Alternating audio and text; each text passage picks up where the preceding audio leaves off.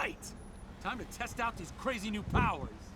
Hello, welcome back to another video, and I kind of wanted to talk about Shazam because, well, Shazam 2: Fury of the Gods is coming out very soon. I'm recording this 2 days before I'm going to see it, and I finally found time to rewatch the first one because I really like that one. I kind of just wanted to make a video, kind of like a late review almost, talking about the movie just because I really enjoy this movie, and I've been excited for the sequel since 2019.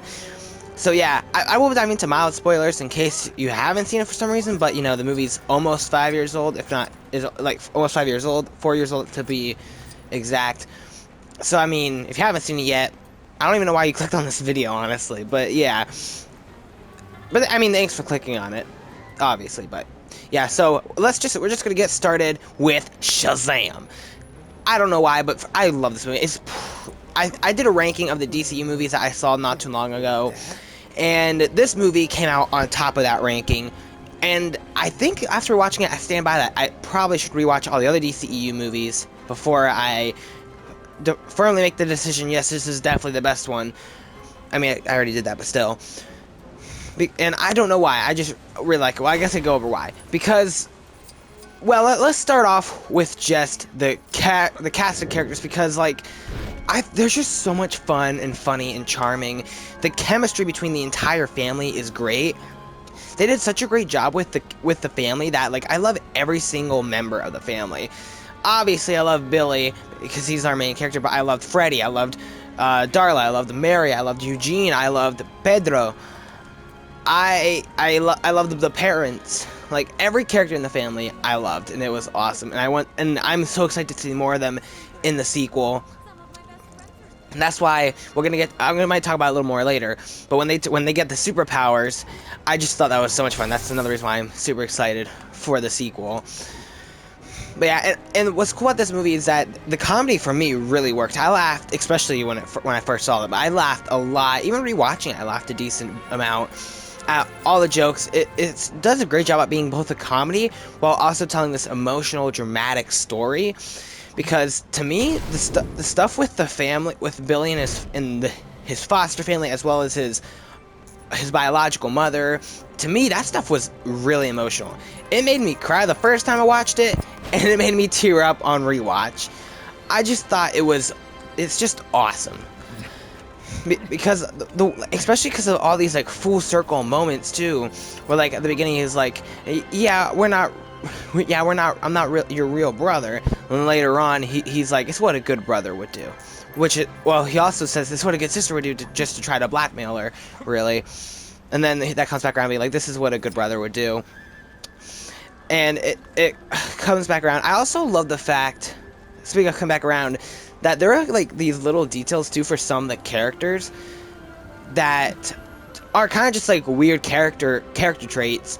But it also ties into the main ability that they have. Like, for example, Eugene, throughout the movie, even though it's not outright said, oh yeah, Eugene's working out all the time, he's trying to get strong. You can see he has weights and stuff. You can see that he is trying to work out, and he gets super strength. Oh, sorry, I messed up the names. That's Pedro. Eugene is the one who loves video games and electronics, and what powers does he get? He gets electric abilities. Freddy, earlier in the movie, he says which power would be better, flight or invisibility. He says flight would be awesome because it makes you feel like a superhero. And what power does he get? He gets flight. I just thought, like, those three specifically are the ones that I'm like, wow, that's like awesome. And that's something that you really have to pay attention to because they don't outright say Pedro works out. What's his name? Eugene loves electronics. Freddy wants to fly. It's stuff that you have to pay attention to, which I thought was really nice detail. And I feel like it's something that I both like and don't like about the movie is that I feel like the tone of the movie is done in a weird way where it's like one moment it's like this family comedy, and then the next moment it's this extremely dark, dramatic movie that has horror elements mixed into it. Which, even though, like, for me personally, it worked for me because I enjoyed both parts.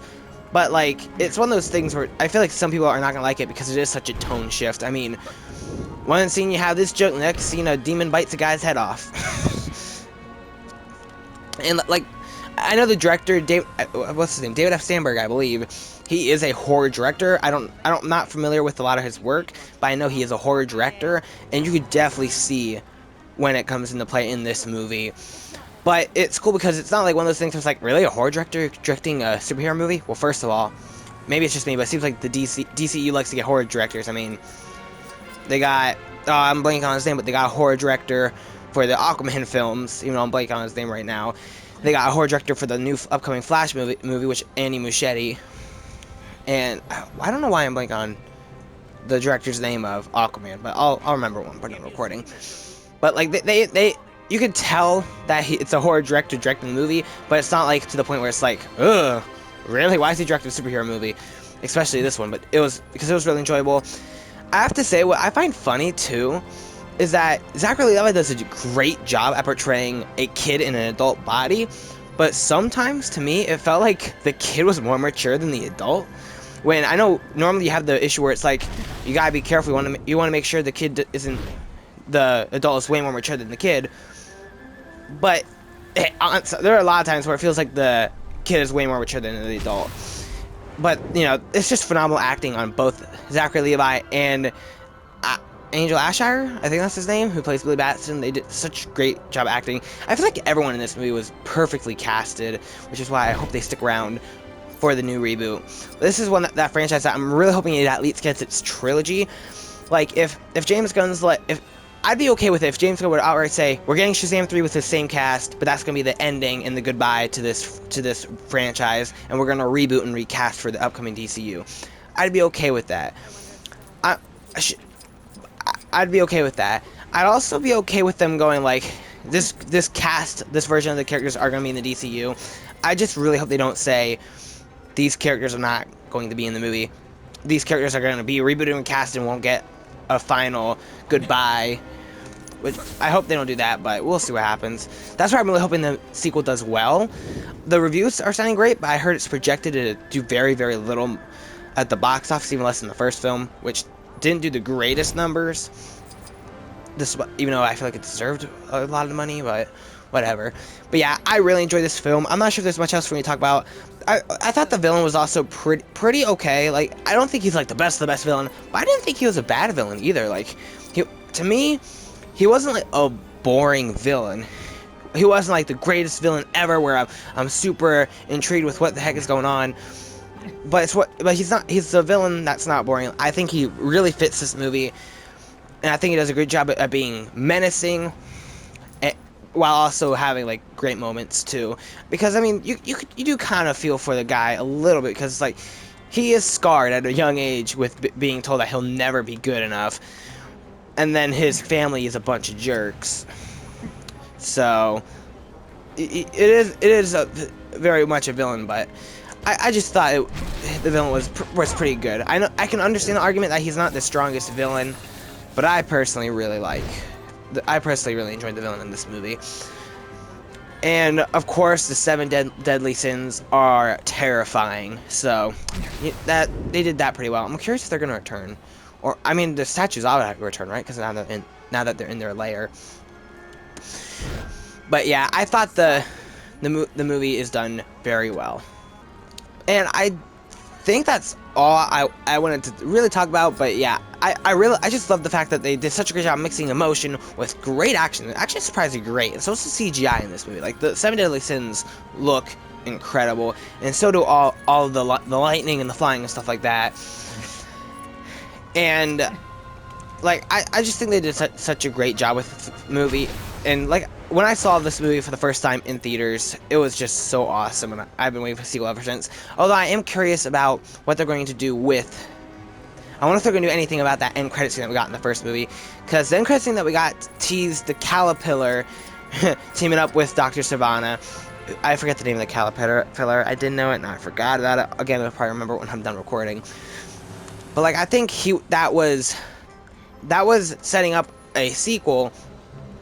But in the sequel, I mean, there could be a twist. He could be behind it all, or he could show up later.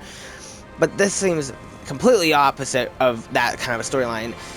So I'm curious if they're going to completely ignore it, or if maybe they're going to have another cutscene teasing that as well, because maybe they plan for it to be the finale to the trilogy and the third film, which may or may not end up happening. Or if they're just going to completely ignore it altogether, which I kind of hope they don't, but we'll see what happens. But yeah, I think that's pretty much all I have to say about this movie. Thanks so much for taking the time to watch this video. I just wanted to make a quick video talking about Shazam, because we're getting ready for Shazam 2 Fury of the Gods, and I love the first Shazam, and Shazam 2 is one of my most anticipated movies of the year. And yeah, thanks for taking the time to watch. What do you think about this movie? Do you love it? Do you hate it? Do you think it's okay? How excited are you for the sequel? Do you hope they keep this cast of characters for the reboot, or do you not want, or do you want them to reboot and recast? I know that there's some controversy, I believe, surrounding Zachary Levi, which I don't really care about. He's a great Shazam. I love this version of Shazam, so I don't care. I want him to stick around at least for a third film, if not for the DCEU. But not counting controversy, ignoring controversy, because I don't know. I didn't care that much about. I mean, I probably shouldn't say that because like I want them to recast the Flash, but you know, that I don't want to get into that now. But thanks for watching. Let me know. You want them to continue the DCU, just like me. You want them to at least get a third film, or do you not want them at all? Because I know some people might think that there are better cast people for Shazam. One more thing too, I find it funny how it kind of seems. I'm curious what the Black Adam connections were going to be, because there's that very strong connection with the Wizards and all that stuff. But to me, like, it felt like when the Wizard is explaining the fact that they gave it to a champion who they ended up being wrong and he caused all this destruction, it's pretty obvious that's Black Adam. But they said that when they gave this guy powers, he released the 7 deadly sins who caused havoc. And in the Black Adam movie, from what we saw, he never released the 7 deadly sins. When he was, first of all, spoilers for Black Adam, but like when, what's his name? 10th Adam, I think? No, I forget the kid's name. The Rock's kid, Black Adam's kid. He didn't seem to do any destruction involving 7 deadly sins, even though that is a possibility, I guess, even though he seemed like he was a really, really good superhero. And then when he gave his powers over to his father, 10th Adam, Black Adam, he did not release the 7 deadly sins from what we saw. He could have, like, off screen or something. And then when they brought him back in present day, he also didn't release them. So I'm assuming he must have done it off screen, I would guess, right? Maybe, I don't know. It just seems like, I mean, and then it seemed like they wanted to set up Black Adam versus Superman more than they wanted to set up Black Adam versus Shazam in the Black Adam movie, but I don't know. I'm very curious as to what the connections were going to be, or if they were going to try to separate them too much, but Black Adam 2 ain't happening, and they're recasting Black Adam if/when he ever comes back, so you know. It's not like it matters much anymore, but I just noticed that on rewatch, that they said that I mean, I guess they could always retcon it and be like, that current champion wasn't Black Adam, it was someone else, but, you know, no, I don't like that idea. But yeah, I'm done rambling on. What do you guys think of this movie? Thanks for watching, and yeah, please subscribe, because I do plan on doing a review for Shazam 2 Fury of the Gods, so please subscribe for that. Thanks for taking the time to watch, and hope to see you guys in the next video. Bye!